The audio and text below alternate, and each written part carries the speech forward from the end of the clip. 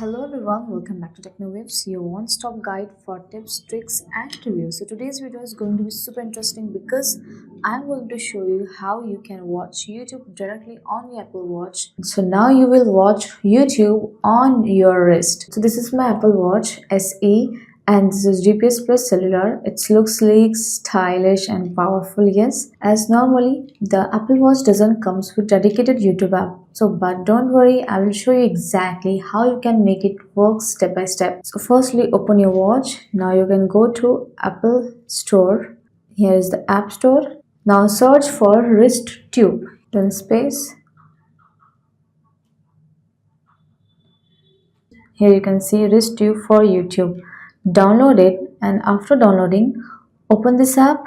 So secondly, we have to buy a premium. After connecting your YouTube account, you can just buy for 3 days free trial and it has a lifetime offer also for rupees 800.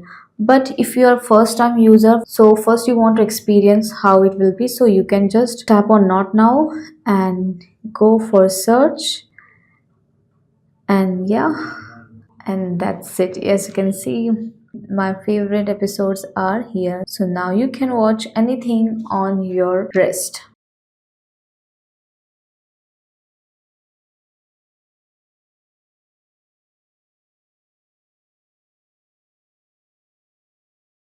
Sure that your iOS device and projector are connecting with the same network. Then after installation, So that's it guys, you can watch your YouTube videos on your Apple Watch. So then another method is can we work out guys is by sending a YouTube link to yourself via message or mail to yourself. Then open the message on your watch and then tap the link. It will be open the mini browser and then play the video directly. So this is the handy trick if you want to quick check a specific link someone shared with you.